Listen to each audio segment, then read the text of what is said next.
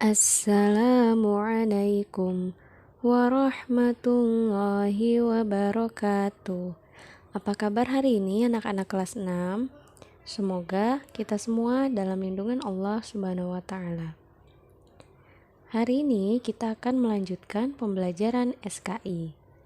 Minggu lalu di video yang sudah dikirimkan, kalian sudah belajar tentang Utsman bin Affan sebelum masuk Islam, Utsman bin Affan setelah masuk Islam, dan masa pemerintahan Utsman bin Affan.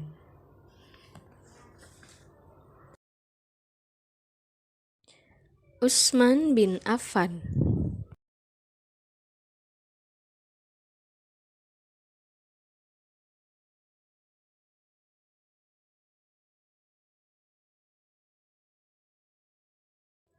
D. Peristiwa fitnah.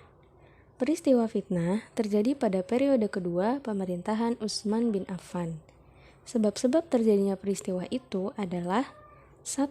Kebijakan Utsman bin Affan yang mengangkat kerabat-kerabatnya dari Bani Umayyah sebagai pejabat pemerintah menimbulkan rasa iri dari kaum muslimin. Mereka melihat bahwa Bani Umayyah memperoleh kedudukan yang tinggi dalam pemerintahan. Mereka juga memiliki hak-hak istimewa dan kekayaan yang berlimpah. Padahal, Bani Umayyah adalah orang-orang terakhir yang menerima Islam. Banyak dari mereka menerima Islam berdasarkan keuntungan duniawi. Mereka menyadari bahwa mereka akan kalah apabila tetap menyembah berhala.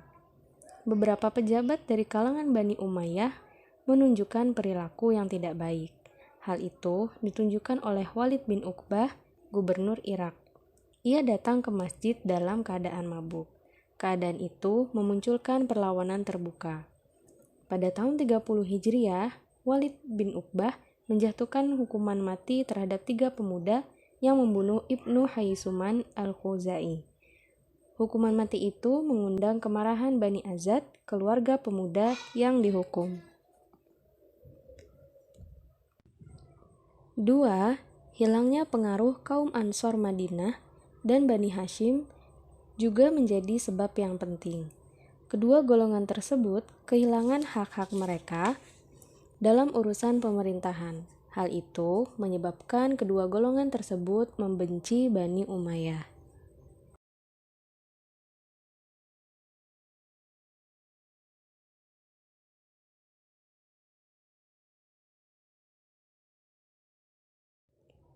Tiga, pengangkatan Marwan bin Hakam sangat tidak disukai oleh masyarakat Muslim.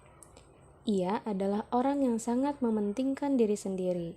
Ia juga merencanakan agar Bani Umayyah dapat menguasai pemerintahan Islam. Kemudian yang keempat, kesederhanaan dan kemurahan hati Utsman bin Affan menjadi penyebab bencana bagi dirinya. Ia terlalu mempercayai Marwan bin Hakam. Hal itu membuat keadaan pemerintahan semakin buruk. Akibatnya, banyak orang membuat kerusuhan di daerah.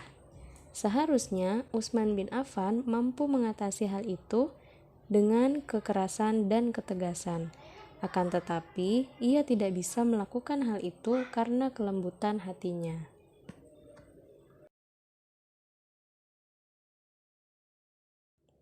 Yang kelima, pembuangan Abu Dzar al-Ghifari telah membangkitkan kemarahan kaum muslimin.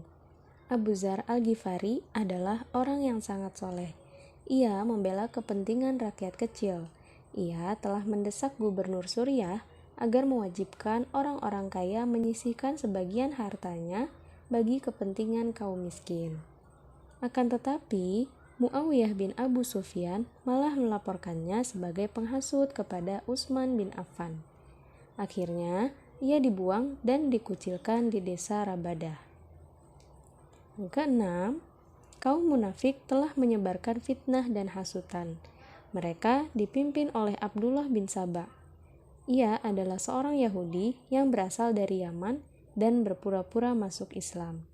Ia menghasut kaum muslimin agar memberontak kepada khalifah. Keadaan itu telah menyebabkan keadaan masyarakat muslim menjadi kacau. Di kota Kufah dan Basra, rakyat menentang gubernur-gubernur yang diangkat oleh Utsman bin Affan. Di Mesir, Abdullah bin Saba mendakwahkan hak Ali bin Abi Thalib yang sah untuk menjabat khalifah.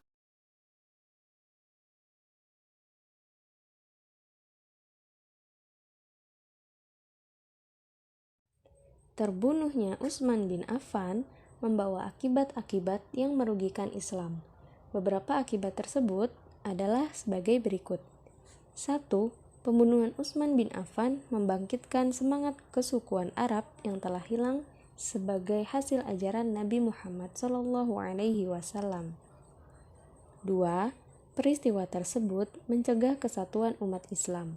Bani Umayyah dan Bani Hashim menjadi dua golongan yang bersaing dan bermusuhan. Demikian juga kaum Ansor dan Bani Umayyah Mekah. Yang ketiga, kota Madinah kehilangan kedudukannya sebagai pusat kekhalifahan. Posisi itu bergeser ke Kufah dan Damaskus. Kaum Ansor juga kehilangan kedudukan mereka dalam pemerintahan. 4. Gerakan perluasan wilayah Islam mengalami kemunduran. Hal itu disebabkan kesulitan-kesulitan yang timbul dalam pemerintahan. 5. Peristiwa ini menyebabkan pecahnya perang saudara dalam Islam.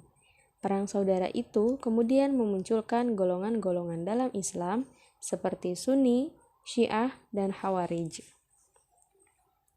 Demikianlah pembunuhan Utsman bin Affan merupakan peristiwa yang sangat merugikan Islam. Utsman bin Affan termasyhur karena kesolehan dan kejujurannya. Ia sangat takwa dan sederhana dalam hidupnya. Kesederhanaan dan kedermawanan merupakan ciri utama wataknya yang menonjol. Walaupun hidupnya berakhir tragis, Utsman bin Affan telah memberikan sumbangan yang berharga bagi umat Islam.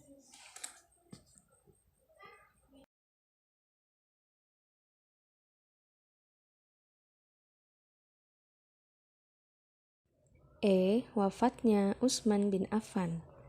Setelah para pemberontak itu kembali ke daerah masing-masing, tampaknya permasalahan sudah selesai. Akan tetapi, yang terjadi justru sebaliknya.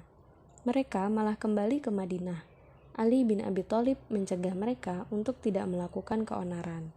Ali bin Abi Thalib menanyakan kepada mereka mengapa mereka kembali ke Madinah.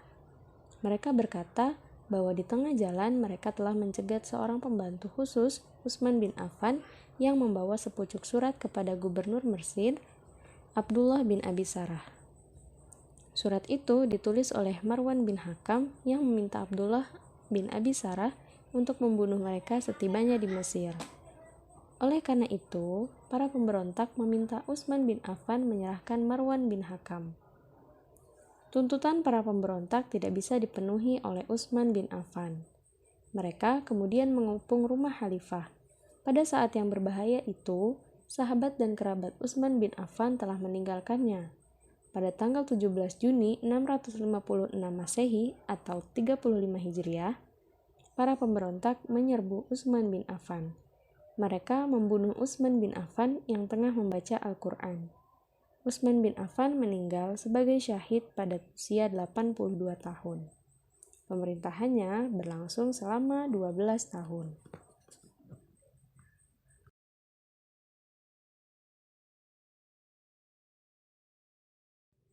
Alhamdulillahirabbil alamin, pembelajaran hari ini sudah selesai. Terima kasih anak-anak kelas 6 yang sudah memperhatikan sampai akhir video. Mohon maaf apabila ada kesalahan. Wassalamualaikum warahmatullahi wabarakatuh.